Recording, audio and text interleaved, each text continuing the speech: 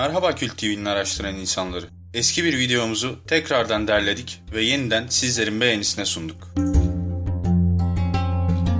Ra, Mısır mitolojisinde güneş tanrısıdır. Kutsal merkezi Heliopolis'tir. Genellikle başında bir disk bulunan şahin kafalı insan biçiminde canlandırılmıştır. Eski tanrı Atum'la bir tutularak 5. sülale döneminde devlet tanrısı olmuştur. Kefren'den başlayarak firavunlar onun soyundan geldiklerini ilan etmişlerdir. Ra daha sonra Osiris'i firavun ilan etmiştir. Osiris'ten sonra ise Set, Osiris'i öldürerek başa geçmiştir. Güneş, Ra'nın sembolüdür. Tüm vücudunu ya da gözünü temsil eder. Ra'nın sembolleri güneş sembolleridir. Phoenix'e benzer bir özelliği vardır. Her sabah ateşlerin içinde tekrar doğar. Edgar Wallace'e göre Ra, Mısır'ın tek tanrısı monteizmiydi. Diğer tüm tanrılar ve tanrıçalar Ra'nın parçalarını oluşturuyorlardı. Ra, M.Ö. 2400'de ulusal bir tanrılığa ulaştı ve daha sonra Amun ile birleşip Amun-Ra'yı oluşturdu. Ra, diğer tanrılardan daha köklü bir yapıya sahip olduğundan çoğu olaylarda diğer tanrılara emir verdiği ve yönetici olduğu vurgulanmaktadır. Amun-Ra en güçlü tanrıydı ve Mısır'ı bir teokrasiye çevirdi. Sonraki zamanlarda yeryüzü tanrısı Atum, güneşi batıran tanrı olduğuna inanıldığı için Ra'nın güneş battıktan sonraki haliydi. Kepri, güneşi gökyüzünde hareket ettiren tanrı, zamanla Ra'nın bir parçası oldu. Ra'yı doğan güneş kıldı. Amon-Ra'nın kimliği Yunan ve Roma mitolojilerinde Jüpiter ile birleşmiş, Zeus'un şehri Diospolis'e adanmıştı. M.Ö. 14. yüzyıla kadar aynı şekilde var olan Ra, Akhenaton zamanında Aten tek tanrısına inanılışa geçildiğinde tek tanrılığını yitirdi.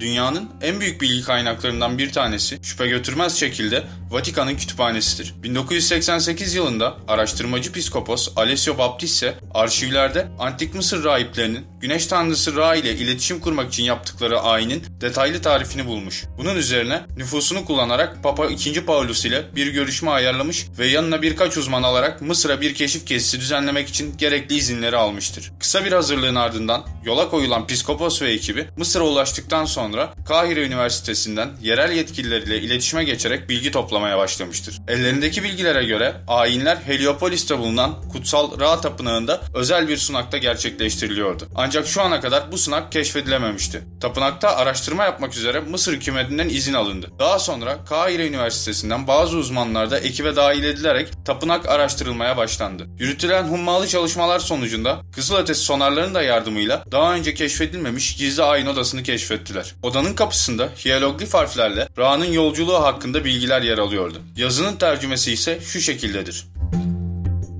Ra, her gece Doğat'a geçmek için bir saltanat kayığı ile yolculuğa çıkar. Sabahları Atet, öğleden sonraları da Sektet ona eşlik eder. Maat, kaos antitezi, kayığın gideceği yolu belirler. Ayın sembolü Tot, ona eşlik eder. Horus'un yanında geceleri beklerdi. Birçok diğer tanrı bu kayıkla beraber Ra'ya eşlik etmiştir. Mehe'nin yardımcılığında. Sen Mehe'ni bilir misin? Onun gözleri ateş, pençeleri çeliktir. Mehe'nin işi kayığı karanlık canavarlardan korumaktır. Sunak odasının içerisinde altından ve değerli taşlardan oluşan ayinlerde kullanılan 30 tane civarı antik değerli eşya buldular. Bunlar günümüzde Mısır Müzesi'nde sergilenmektedir. Piskopos Alessio, Vatikan'a gelişmeleri bildiren bir mektup yazarak antik ayini gerçekleştirmek için izin istedi. Oldukça uzun bir süre geçtikten sonra Vatikan'daki diğer piskoposlar ve Papa II. Paulus duruma şüpheli yaklaşıyordu. Bu yüzden ayinin yapılmasına kayda alınması koşuluyla izin verdiler. Ayin ritüeli hakkında çok az bilgi mevcuttur. Bu bilgilerse kısaca şöyledir. Sunak odasında üzeri güneş tanrısı Ra'nın sembolleriyle işli taştan 2 halka bulunur. Bu halkaların yanlarındaki duvarlara üzerinde ne yazdığını bilmediğimiz iletken bakır levhalar asılır. Ayini gerçekleştirecek olan rahip kel başına iletken altın veya bakır başlık giyerek bu çemberlerden bir tanesinin ortasında durur. Antik Mısır'da rahiplerin saç uzatmasının yasak olmasının sebebi iletken başlıkları verimli şekilde kullanabilmeleri olduğu düşünülmektedir. Tapınakta bulunan bir başka hiyeroglif yazısında ise Ra'nın saçı olan rahiplerle görüşmeyeceği bildirilmektedir. Konumuza dönecek olursak, gerekli hazırlıkların ardından piskopos ayine başlar ve Ra'nın diğer çembere geldiğini, onunla konuştuğunu iddia eder.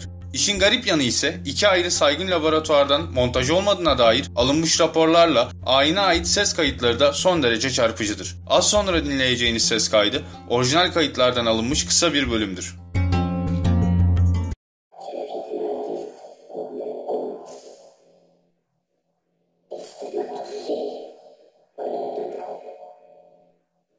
Understand you.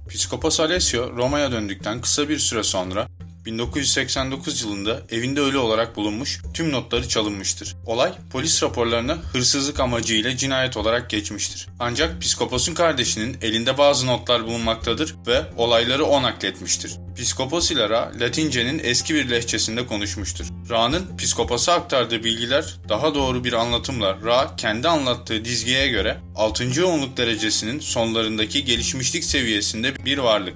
Hatta bir varlık değil, bir varlıklar topluluğu. Kendi deyimiyle toplumsal bellek bileşimi. Aynı amaç ve niyette oldukları için bellek, deneyim bankalarını birleştirmiş bir grup varlıktır. Bu varlıklar Aldebaran Güneş sisteminde yaşamaktadır. Daha önce birkaç kez Mısır'a yardım amacıyla gelmiş ancak çabaları saptırıldığı için geri çekilmiştir. Ra, Bir'in yasaları adına yardıma geldiğini söylemiştir. Bir'in yasaları nedir diye sorulunca da Ra, tüm varoluşta sadece tek bir yasa olduğunu söylüyor. Bu da Bir'in yasası. Bu yasa basitçe şöyle: her şey birdir. Diğer tüm yasalar, yasa gibi görünenler aslında bu yasadan birer sapma. Örneğin özgür irade yasası, Bir'in yasasının birinci sapması.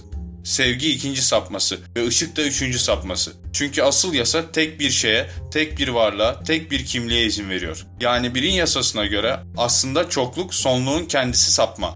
Zaten bir kavramının kökeni sonsuza dayanıyor. Sonsuz olan sınırsız olduğu için tek ve başka da bir şey yok. Aslında evren, varlık, olay, kavram, duygu, düşünce diye ayrımsadığımız ve farklı farklı şeyler olarak gördüğümüz şeyler aynı tek bir sonsuzluğun sonlu yüzleri sadece diye cevap vermiştir. Daha sonradan gelişmek için iki yol olduğunu öğreniyoruz. Pozitif başkalarına hizmet ve negatif kendine hizmet yolları. Ra da pozitif olduğu için bu bilgileri bize gelişimimize hizmet etmek amacıyla getirdiğini anlıyoruz. Yani bize hizmet etmek Ra'nın da kendi yolunda ilerlemesine vesile oluyor. Psikopos'un kardeşinin sağladığı notlarla medyum Carla Ruckert ve Don Elkins aynı metotları kullanarak varlıkla tekrar iletişime geçmişlerdir. Alan McCarthy tarafından ilk 1990 yılında yayınlanan toplam 4 ciltlik Ra Bilgileri isimli kitap bu araştırmaların derlemesi olarak kaleme alınmıştır.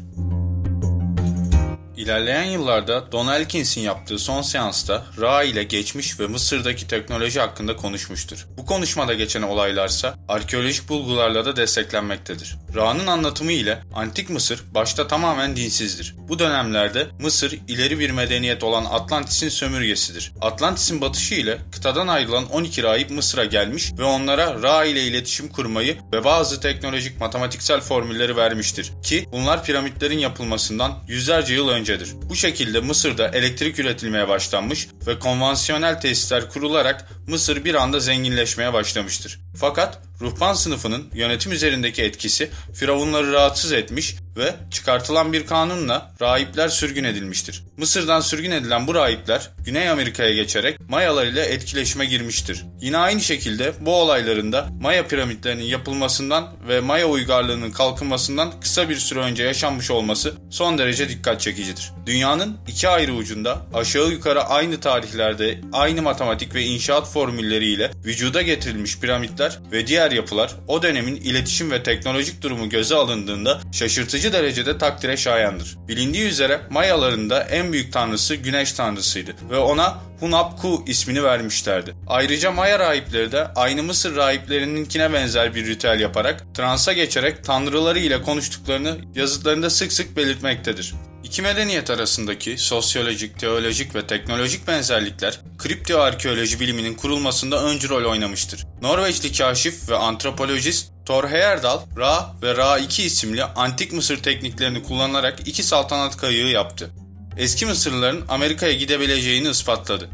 17 Mayıs 1970 tarihinde Heyerdahl, Fas'tan yola çıkarak Atlantik Okyanusu'nu geçti ve Orta Amerika'ya vardı.